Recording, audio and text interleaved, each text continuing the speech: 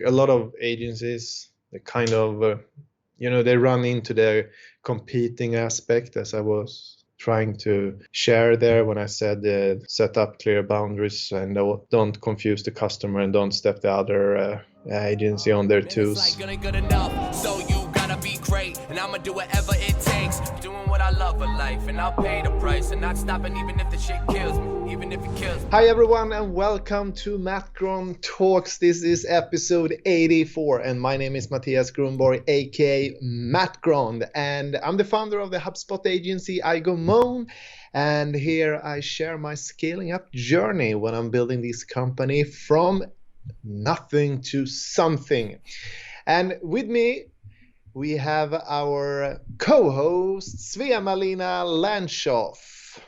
How are you doing, Svea? Hi, Mattias. Nice to see you again. I am a bit tired, to be honest, because, I'm still in Berlin until Tuesday, actually.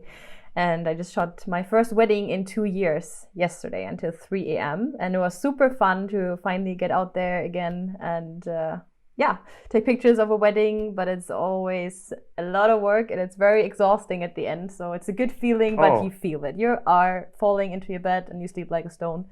But I slept. I'm fresh, back to work now. So let's take it away, do our Friday episode.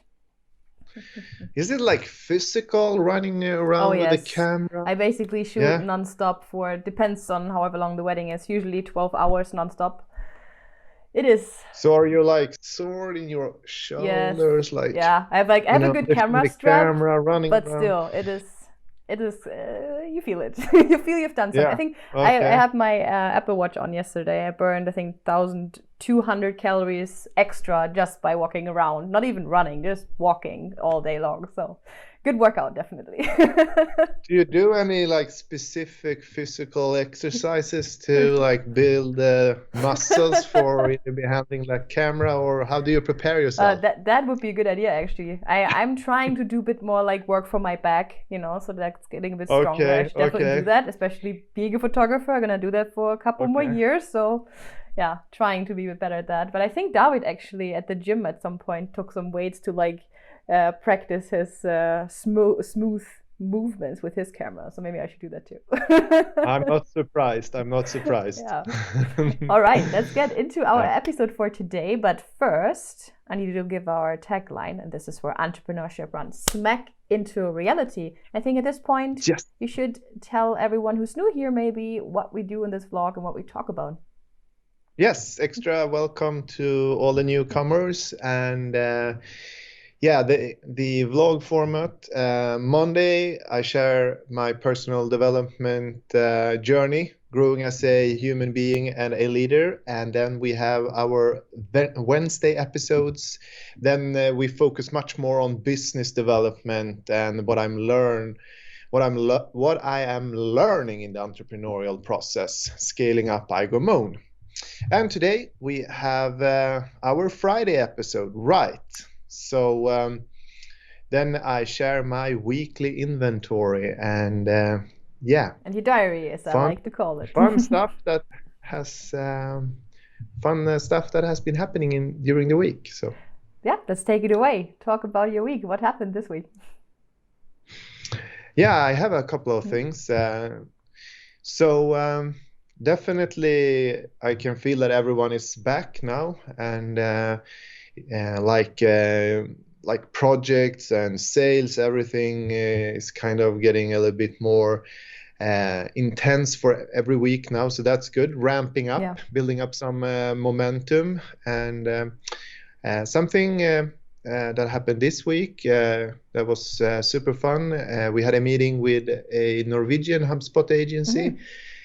Yes, there's actually, I met the founder during a HubSpot training earlier this spring. So I have been trying to reach out to some of the founders when I have met them during the different trainings to, establish a relationship and see if there could be a good fit for like a partnership. Yeah, interesting. Yes, so with this agency, it seems to be a good fit because they focus a lot on the strategic side, and and they have a customer that could be a good fit for building a new HubSpot website together with us. So we had a first meeting this week with the agency to, cool. So different agencies sometimes have different focuses, or how is that? Yes, for sure. Okay. We had a first meeting just to get to know each other a little bit more, and next week we have the meeting together with their customer. Cool. So then we will talk about the potential project and also set up the right things, how we are going to solve their needs. And I think it's super important when you work together with another agency that you really set up how should I say, a clear scope, like boundaries. So you basically work as good as you can to create teamwork, basically. Because when you work with another agency, I mean, you are necessarily not working in the same processes, and I mean, you don't want to confuse the customer or step the other agency on their toes, so to speak. Yeah, I get that. So make sure they know who does what, also who's responsible for what, right? Yes, and typically it's super hard to create these kind of partnerships.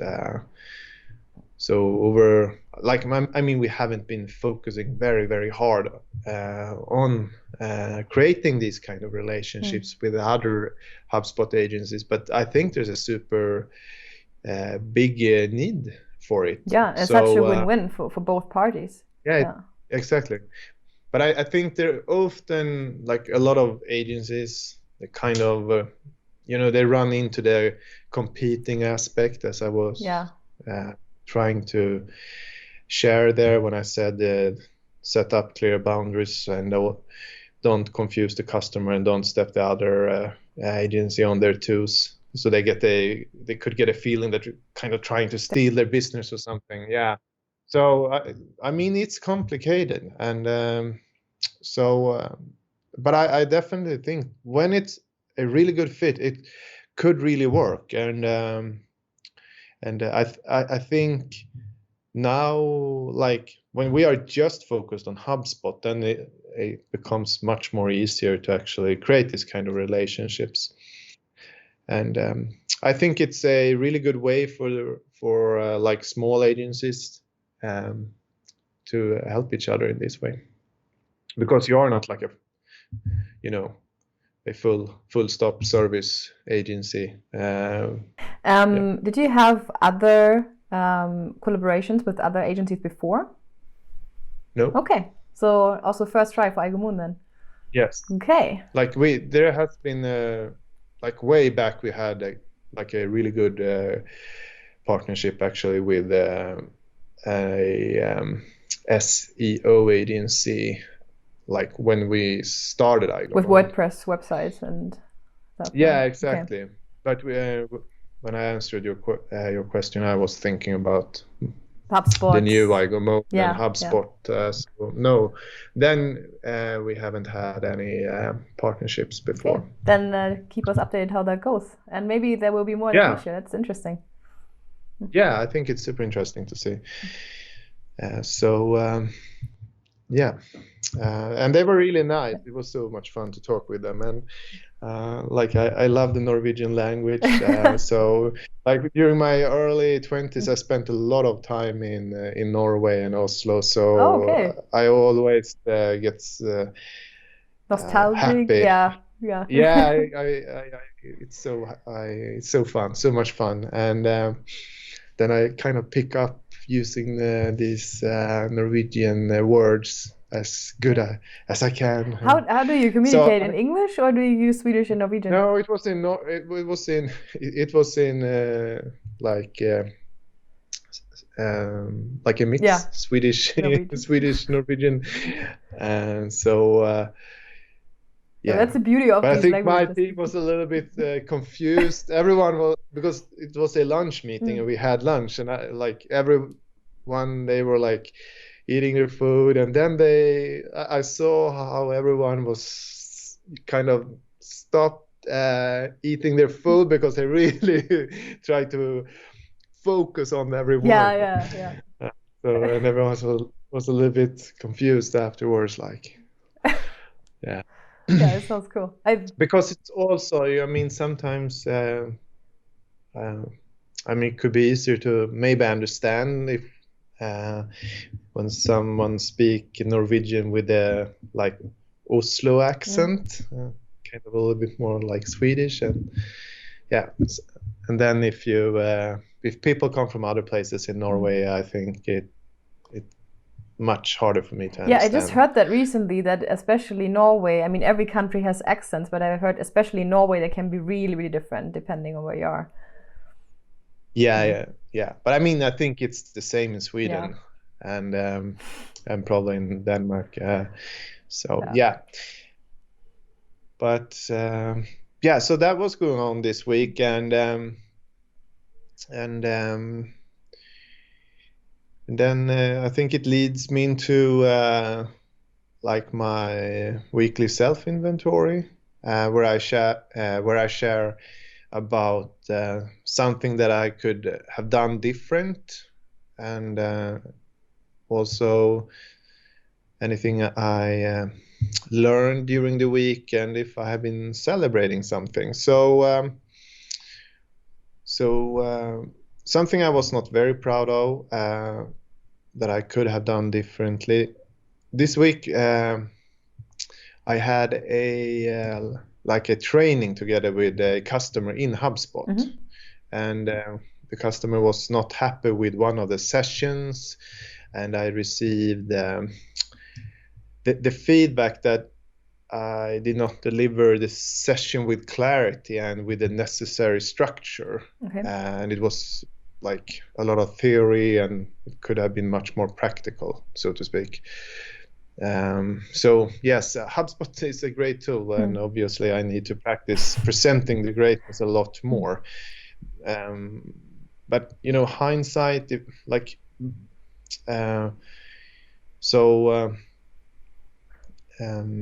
my challenge was not that I didn't understand HubSpot, and I did a lot of work around preparing the presentation, and these sessions were originally meant to be more like a classroom style. And so I spent a lot of time preparing the presentation, but not practicing presenting it online. And in hindsight, I would have shared,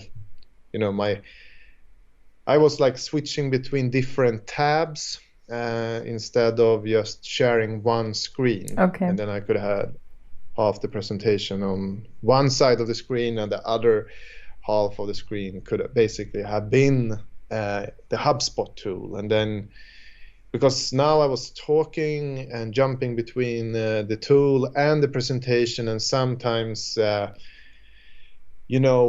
actually missed switching the tab and tab I was sharing. So then everyone got an experience that the presentation was lagging, but I was actually talking about something else, and I was sharing a different screen. I get that. So but I would say I learned so much stuff, how actually make that much smoother. And that's the great thing with feedback again. Now you know what you can focus on next time to make it better. So yeah, but I was sorry creating that kind of teaching gap for them. And are you gonna do that again, or are you just gonna improve for the next time you do it? Or were they happy with the rest? So I what I did, I actually, because they needed a recorded session to save it and onboard other people with the recording. And so, but I created a document, and I summarized all the stuff I went through with the HubSpot content, because they have tons of videos and how-to articles and stuff. So they could use that, and So, and we also have the final session next week, and in that session we will be much more like hands-on and practical, and actually everyone they will not everyone, because we are kind of many people in this session. Typically these sessions, like this onboarding session, they are for 5 people, and then everyone in the last session can actually try the tool and do practical practices like in the tool. And that's actually how the training is structured. Like the first training, we focus a lot on like inbound marketing and the buyer's journey, and how a modern sales process looks like, and how actually HubSpot just is in one way set up, like structured. And then the second one is more that we go through all the tools in HubSpot, and the last session is when everyone come in and actually work in the platform to learn by doing it. So that's how we do it. And that's something you could have done better. What did you learn and what did you celebrate this week? So I think I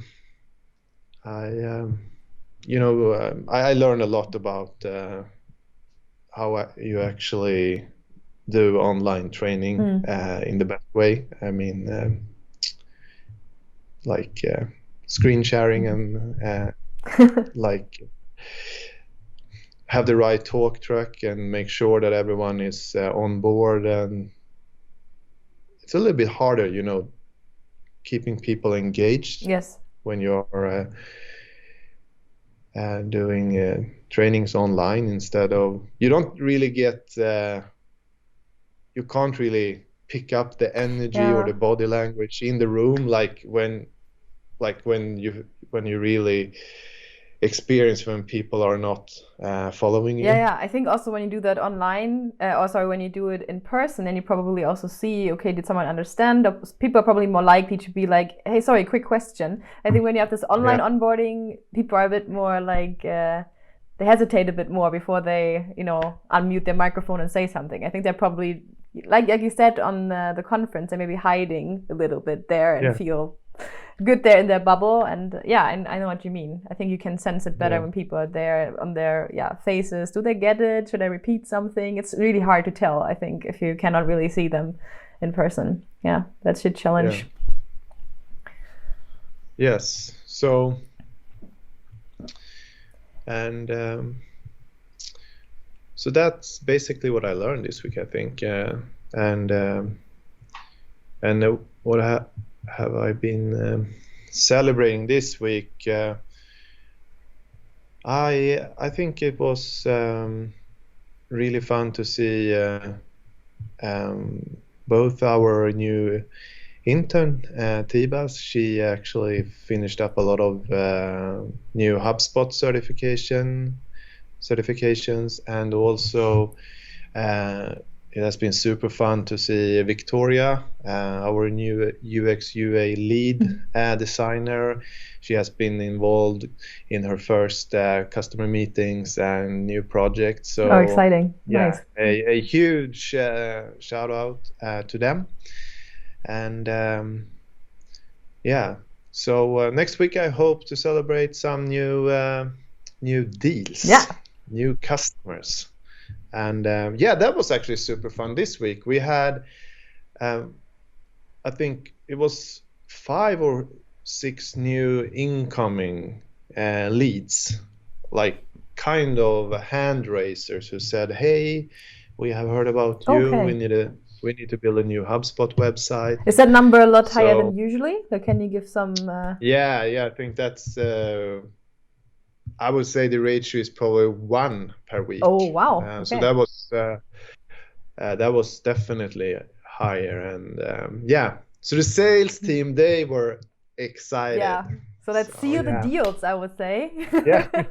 And let's check back in next week. Maybe some led to something. Let's do it. Right. Okay. Thank you for this episode. And as always, thank you guys for watching. If you like what we are doing, maybe want to subscribe so you don't miss a future video. Also, we have 83 other videos. So if you're curious, maybe check out some older ones. We have a lot that we talked about already. So yes. See you in the next one. And if anything we spoke about was interesting and you want us to elaborate a little bit more on it or another topic, please leave a comment and let us know, and then we can take it up. Yeah, that would be great. See you in the next one. Oh, thank you for watching. See you in the next Bye-bye. one. Thanks.